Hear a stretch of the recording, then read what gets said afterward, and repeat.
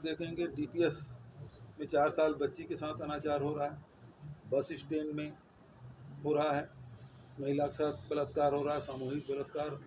रायगढ़ में बात करें, सब जगह स्थिति है। तो कानून व्यवस्था की स्थिति बेहद खराब है।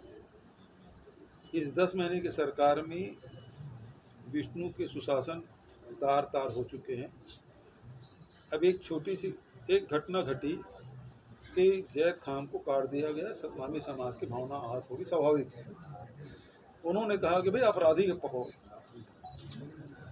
14-15 मई की बात है। वो 3 बिहारी जो मजदूर थे, बिहार से मजदूर आए थे मजदूरी करने, पानी टंकी में काम करने, उसको पकड़ लिए। बोले ये है ही नहीं, इसको क्या लेना देना सतनामी से, उसको नाराजगी सवाल ही नहीं उठी। सतनामी समाज ने कहा भाई उसकी सीबीआई जांच करा। उसके मांग को अनदेखा किया गया।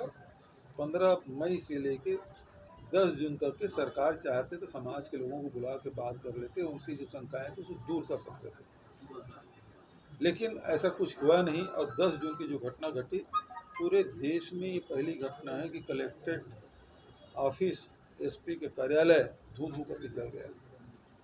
नक्सली क्षेत्र में भी थाना लूटने की बात हुई थी, कितने थाने लूट गए, लेकिन एसपी कलेक्टर कार्यालय कहीं नहीं जला था, लेकिन विष्णु के सुशासन में वो जल गया।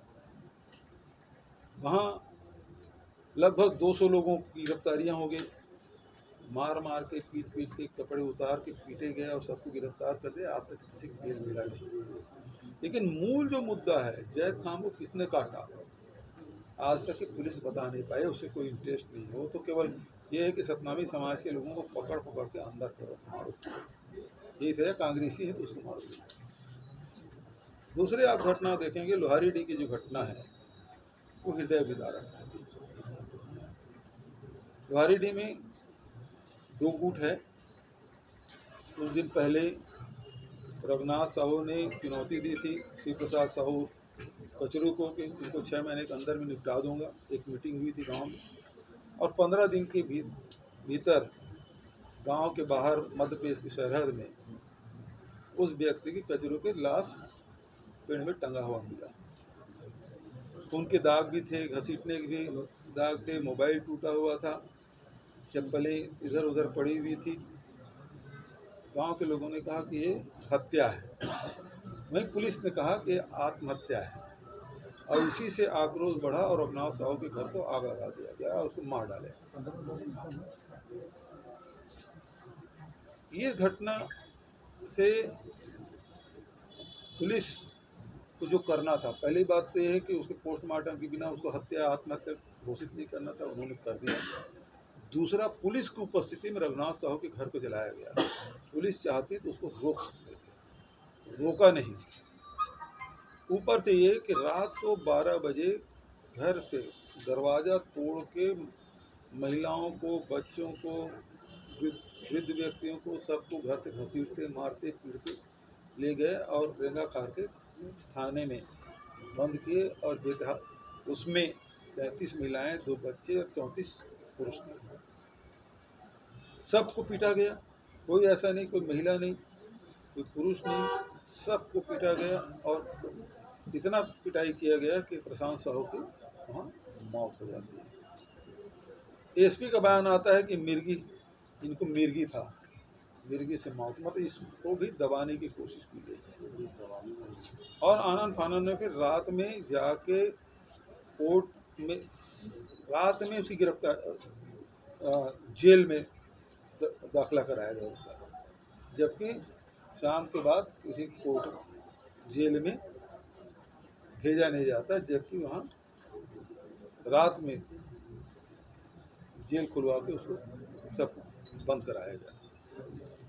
ये स्थिति में आप देखेंगे कि आज पुलिस ये कहती है कि 67 लोगों की गिरफ्तारी हुई, अपराधी हैं जो अपराध दर्ज हुआ है, 67 लोगों की गिरफ्तारी हुई, इसमें एक की मृत्यु हो गई।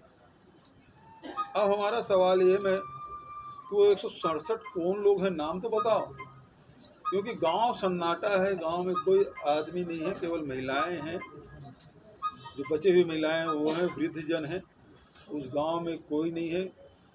सारे लोग डर के मारे भाग गए हैं और स्थिति बहुत भयावह है उस गांव की।